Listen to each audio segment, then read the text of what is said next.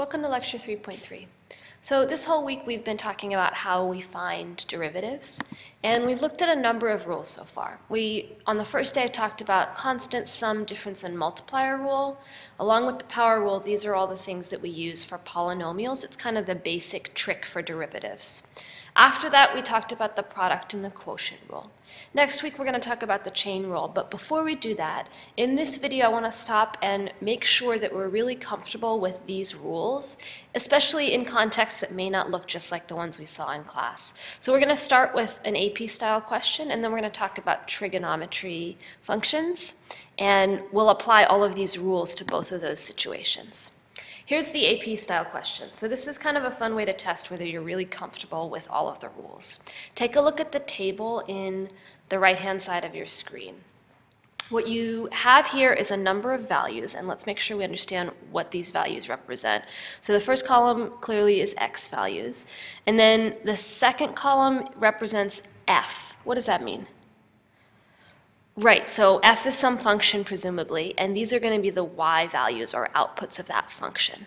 So if that's f, and obviously each of these y values go with the x value next to it, what does this column represent? Yeah, we've got an f prime here. You guys know f prime is the derivative, and the better way to interpret this is that these are slopes, and not just any slopes, but 1/3, for example, is the slope of the function f at the point 1, 2. It's the slope of this function and that point. In the last two columns, we have another function g, clearly, and what is just a little tricky is that these g values represent the outputs or y values, and they still correspond to the same x values that f did, even though g and f are not necessarily related. But the way that we read the table here, 1, 3 would be a point on g, and it would have a slope of 5 at that point, g would. Okay, now that you get what we're looking at, here are the questions we're going to answer. We're told that we need to find fg prime of 1, f plus g prime of 1, so on and so forth. So let's start with A. If I'm told to evaluate fg prime of 1, well, evaluate really means that our answer is going to be a number. Evaluate means find a number, not any old number, but find the number that is this. So we may not immediately understand what this is saying, but we know that our answer is going to be a number. Now let's see if we can piece apart what the instructions here are. And instead of me telling you what to do, I want to see if you can figure it out based on what you understand of the notation. So let's think about it together. F is some function, g is some function. We've got table values that represent f and g. Now, since f and g are right next to each other, it looks like we're supposed to be multiplying f and g. And then there's this prime symbol. What does that tell you? Right, that means we're going to take a derivative. And then we've got a 1 in parentheses. What does that 1 represent? Sure, it's an x value. So see if you can interpret what this is telling you to find. So that may have been tricky. Here's how I put it. I would say that this notation represents the derivative of f of x times g of x at x equals 1. So we're looking at the slope of some product function at a particular point. Now, I just said the key word, product. We're multiplying f and g together. And you know something about taking the derivative of one function times another.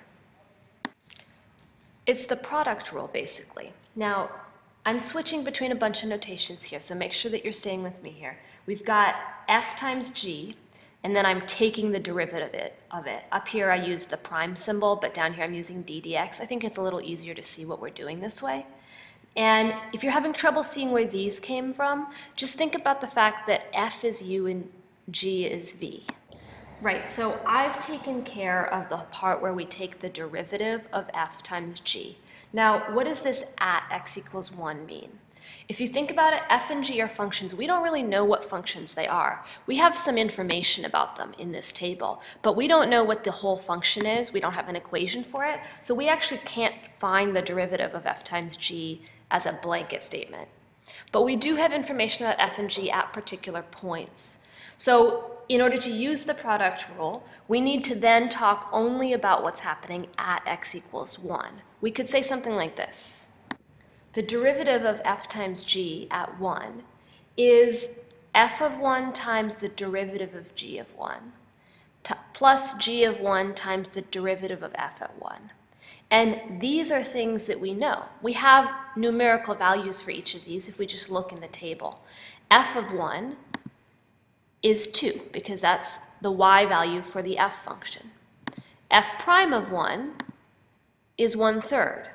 G of 1 is 3, g prime is 5, and so we plug all these in, and as expected, our answer is just a number. 2 times 5 is 10, 3 times 1/3 is 1, 10 plus 1 is 11. What does that number mean? Exactly, this is the slope of the function that you would get from multiplying f and g at x equals 1. So there's some point that has a slope of 11 on this combined function. Now that you see all the work out, what part of it do you really need to be writing down? You need to reference product rule somewhere in your answer, and then you need to have all of this work. You don't necessarily need to interpret it on the page. So let's go ahead and try B. In B, instead of multiplying two functions together, we're interested in adding two functions together, taking their derivative, and then evaluating the derivative at 1.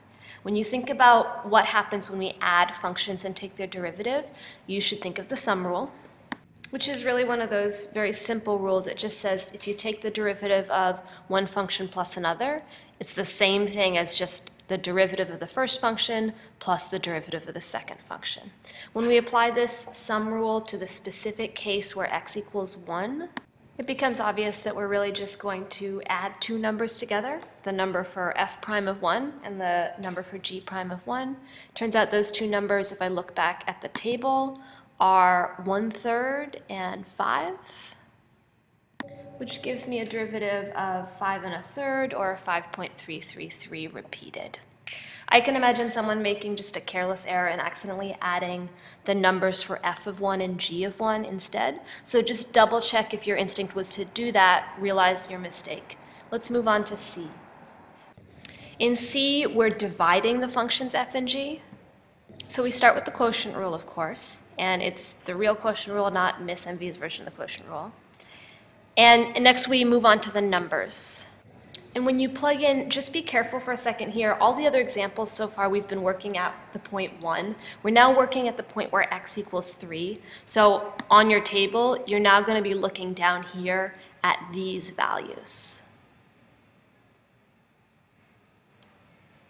And when you put the numbers in, you end up with an answer of -2. Now that you've seen me do 3 of them, go ahead and work out D, E, and F. When you press play, I'll show you those answers. Great, here we go. This is the answer for D. And for E, go ahead and check the quotient rule so you don't make my mistake. And for F. And you could have left your answer in fraction form, that would be fine with me.